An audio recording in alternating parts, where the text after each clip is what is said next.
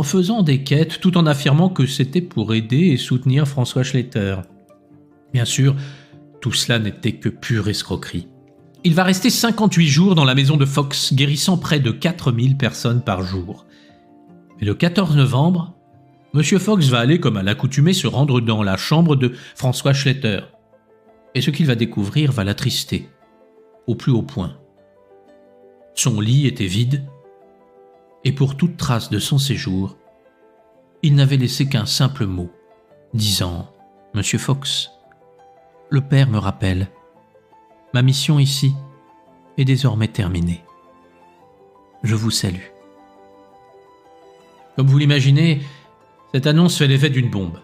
Seulement à cette époque, nous ne sommes pas à l'heure des réseaux sociaux et les nouvelles mettent du temps pour être diffusées. Il y a donc chaque jour, toujours autant de monde qui arrive devant la maison de Fox, mais plus personne pour les guérir.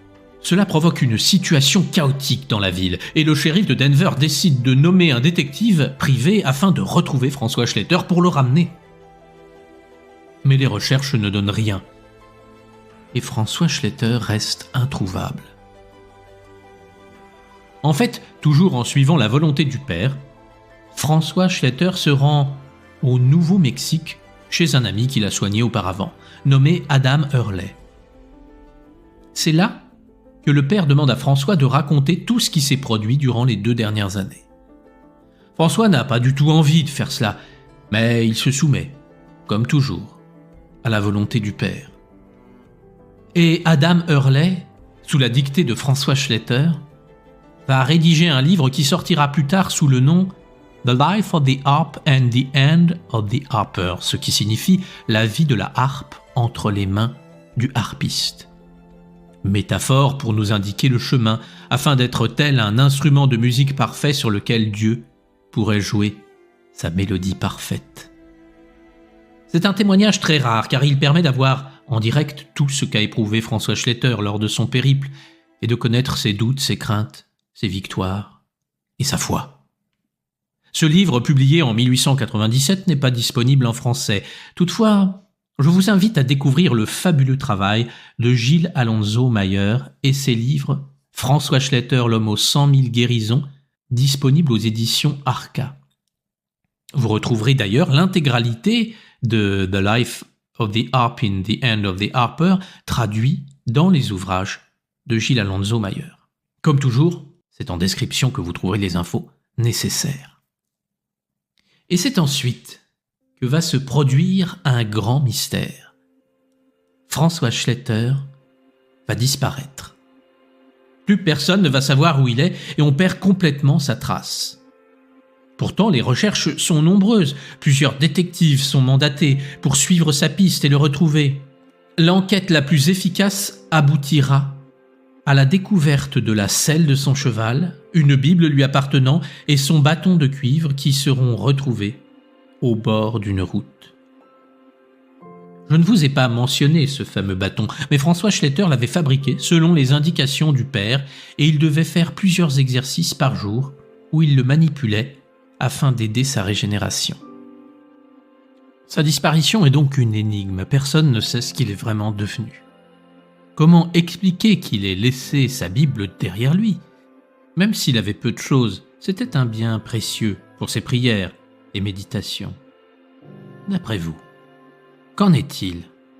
N'hésitez pas à le dire en commentaire afin d'apporter une pierre à la résolution de ce mystère. Malheureusement, François Schletter tombera dans l'oubli, et notamment à cause d'usurpateurs qui se feront passer pour lui afin de demander des sommes folles pour de fausses guérisons. J'aimerais vous dire que tout cela n'existe plus de nos jours, mais au contraire, ça n'a fait qu'empirer. Voler quelqu'un est une chose condamnable, mais voler quelqu'un en abusant de sa confiance et en se faisant passer pour un envoyé de Dieu est un crime des plus abjects. Mais à chaque fois, heureusement, les imposteurs seront démasqués.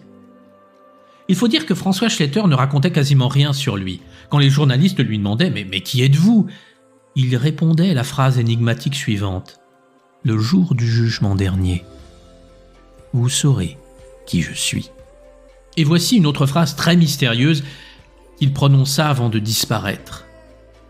Il faisait référence au rêve qu'il partageait étant enfant avec sa sœur. à présent, vous pouvez constater que je suis dans le 3e acte. Le rideau est tombé, j'ai disparu.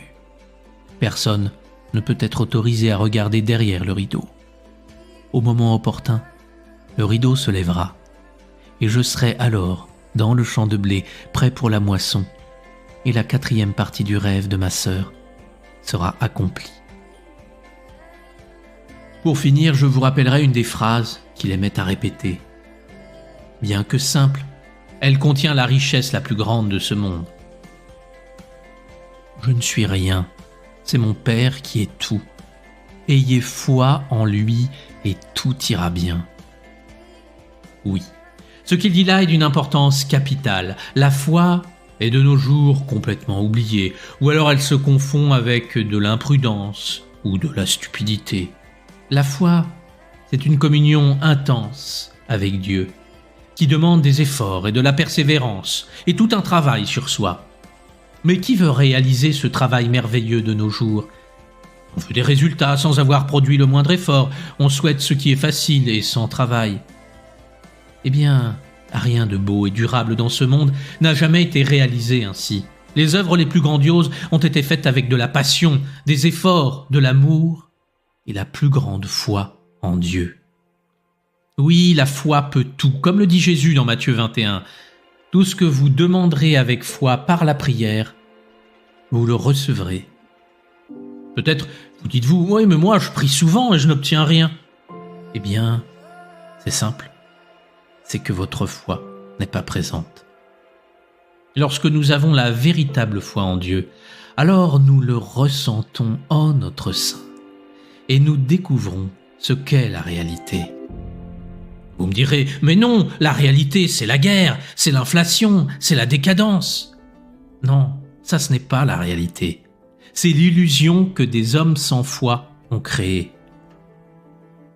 Alors travaillons chaque jour pour nous relever si nous sommes à terre, pour nous améliorer si nous constatons nos manques, pour réparer nos erreurs si nous en avons commises. Cessons de nous complaindre dans la culpabilité paralysante qui est partout présente dans notre monde. Au contraire, agissons pour aimer en étant vraiment désintéressés.